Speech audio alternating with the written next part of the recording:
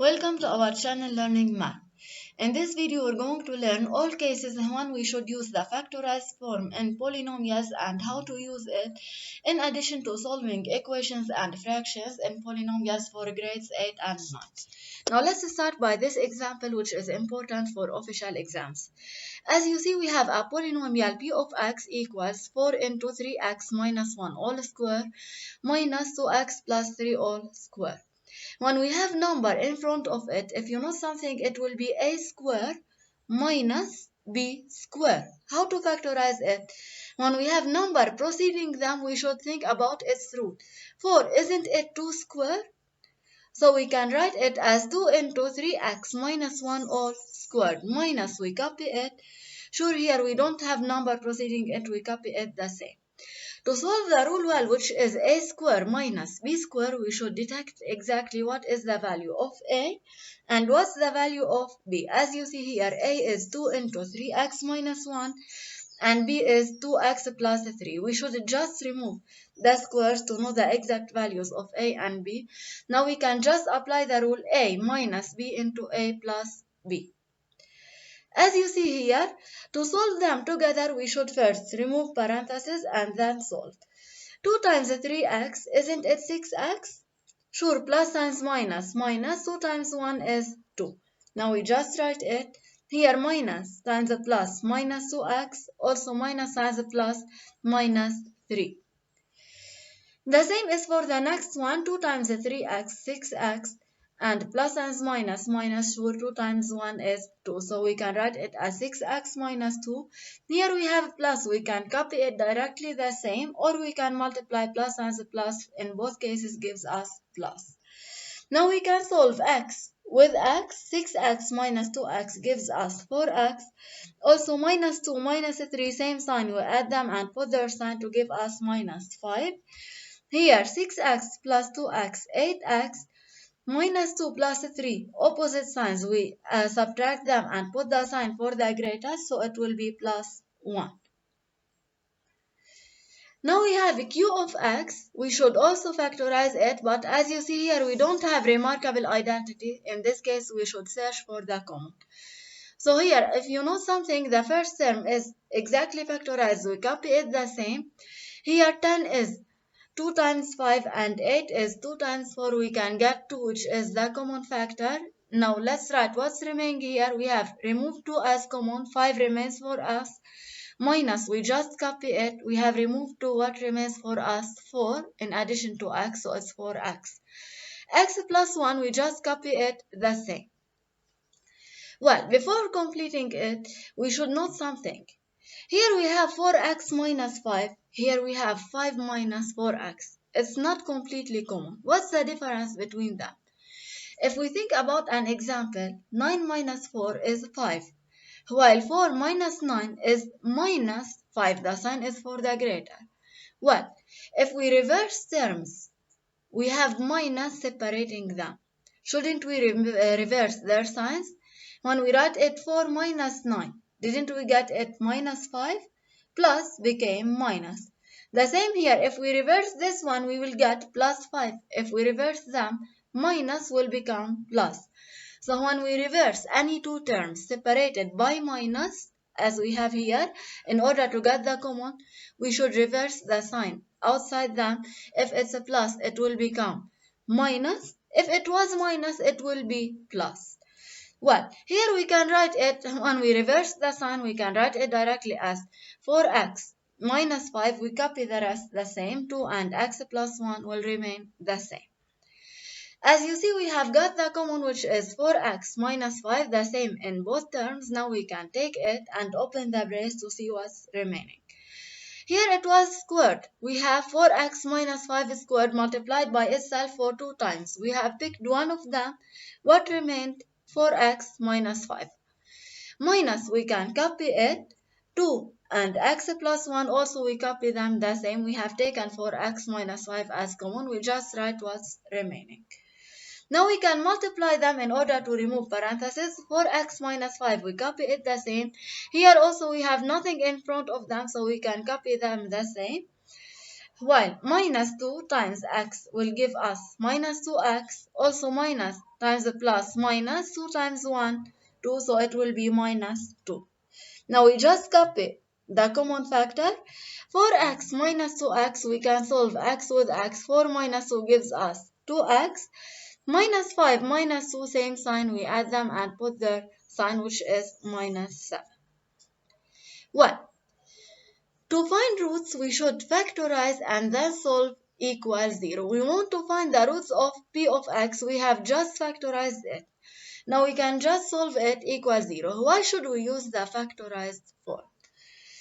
Its factorized form, which is the product of 4x minus 5 into 8x plus 1, we have solved it in part A, will give us 0.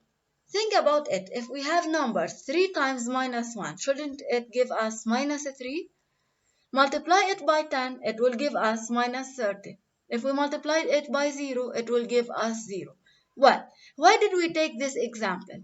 When we have the answer 0 in multiplication, if we multiply by 0, if we have a product of terms, nothing between them, it's a product.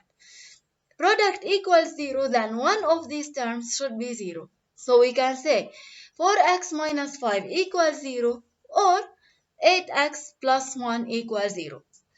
So that's why we use the factorized form to solve equals 0, since the factorized form is the product of terms between parentheses. Product equals 0, one of them is 0. For x minus 5 equals 0, we can solve it as an equation. For x will be equal to 5 minus 5. When we move it, it will become plus 5. Sure, 0 plus 5, it will give us 5. 0 doesn't affect in minus and plus. Now we want to find x. We have nothing between them. So times is separating them. Times becomes divided by, then x equals 5 over 4. Here plus will become minus 0 minus 1 gives us minus 1, then 8x equals minus 1. Now we can say that x equals minus 1 over 8. We have nothing between them. It's times, it will become divided by. So x equals minus 1 over 8. After solving it equals 0, we can say that the roots of p of x are 5 over 4 and minus 1 over 8. Also, if we want to use polynomials that are equal, we should use the factorized form. P of x equals q of x. We can say that p of x minus q of x equal 0. We can get q of x to the first side, plus will become minus. Now to solve equals 0, we should factorize that. P of x, we use its answer in the factorized form. 4x minus 5 into 8x plus 1 minus, we copy it, q of x also sure factorized form, which is 4x minus 5 into 2x minus 7 equal 0. We have just solved them in factorized form. As you see, we have 4x minus 5 is common in both sides, so we can take it as a common factor. Now we just opened the braces. We have taken 4x minus 5. What remained for us? 8x plus 1. Minus, we copy it.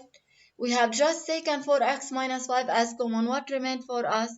2x minus 7. We can close the braces and copy it equal to 0. Now to solve it, we just remove parentheses and solve them. So 4x minus 5, we copy it.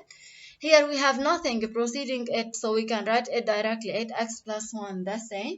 Now minus times plus minus 2x, we copy it. Also minus times minus plus 7, we copy it. Equal 0. Now we can solve x with x and number with number. 4x minus 5, we copy it the same into 8x minus 2x, isn't it 6x? Well, plus 1 plus 7 gives us plus 8 equal 0. We have a product equals 0. If you know something we didn't finish our factorize, you can say that 6 is 2 times 3 and 8 is 2 times 4. We have taken 2, another common.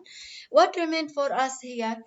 6 is 2 times 3. 3 remained in addition to x, so it's a 3x plus we copy it. 8 is 2 times 4. We have taken 2. What remained for us? 4. Equals 0, we copy it. Now we can say that one of these products is 0, so that we got the answer 0. Sure, 2 is not 0, so either 4x minus 5 equals 0 Or 3x plus 4 equals 0. We should solve each one. Minus 5 becomes a plus 5 when we move 5 to the other side. Now x equals 5 over 4. We have nothing between them. Times becomes divided by. We moved 4, so 4 will be in the denominator. Or we can have 3x plus 4 equals 0. Sure, plus 4 will become minus 4 on the other side. 0 minus 4 is minus 4. Now we move 3. So it will be, instead of times divided by, we can say that x will be minus 4 over 3. Well, we have here a fraction f of x equals p of x over q of x. To solve the fractions, even if they are in the expanded form in the given, we should write them in the factorized form. P of x is 4x minus 5 into 8x plus 1 over q of x. We have just also factorized it. 4x minus 5 into 2x minus 7. We write their factorized form. Well, how to solve that? When is this fraction defined? This is a very important part in fractions. We should have the denominator 4x minus 5 into 2x minus 7 completely different from 0. Why? Let's think about it. If we have a fraction, can we divide 5 divided by 0? Well, to think about it more, can we multiply 0 by any number to get 5? Sure not, this is completely wrong. So here we can say that we can never have 0 in the denominator. So a fraction f of x is defined. When it's defined, when its denominator is different from 0. So 4x minus 5 into 2x minus 7 should be different from 0. Well, how to solve it? We have a product. If one of them is 0, it will give us the answer 0. So neither 4x minus 5 is 0, nor 2x minus 7 is 0. Both of them should be different from 0 in order to get the product different from 0. Now we can solve them as any equation, but instead of equal, we write it different. Minus 5 becomes a plus 5, so 4x different from plus 5. We can write then x is different from 5 over 4 times became divided by. The same here, 2x will be different from 7, then x is different from 7 over 2. If we want to simplify, we cannot simplify before defining it as we have just solved. Now we can simplify them since we have said that the denominator is different from 0. So we can simplify the repeated terms 4x minus 5 with 4x minus 5. What's the value of f of x is then 8x plus 1 over 2x minus 7. Well, how to solve f of x equals 0? If we want to solve a fraction equals 0, then the numerator will be equal 0. This is very important. If we have, for example, a fraction x over y equals 0, isn't it 0 over 1? Let's perform a cross multiplication. Can't we say that x times 1 equals y times 0? X times 1 remains the same. It's x. Y times 0 is 0. So we can say that x equals 0, which is here the numerator. So when we have a fraction equals 0, we can directly say that the numerator is equal to 0.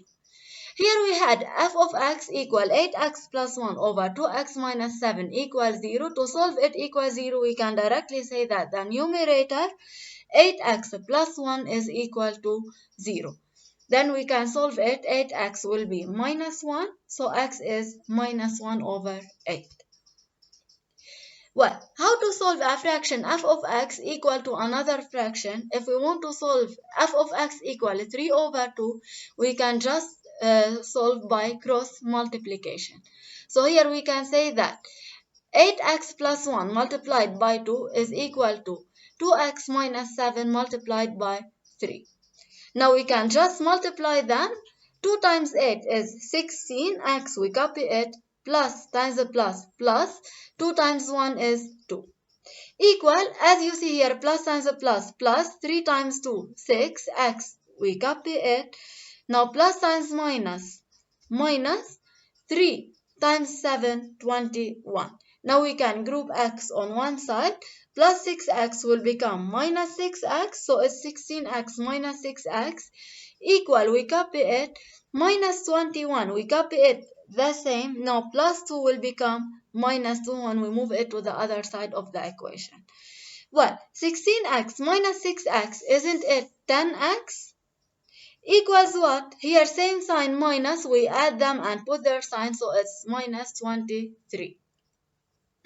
Now we want to find x, we just move 10 to the other side of the equation. We have times between them, it will become divided by, so we can say that x equals minus 23 over 10. Thank you for watching. If you enjoyed this video, please like, share and subscribe.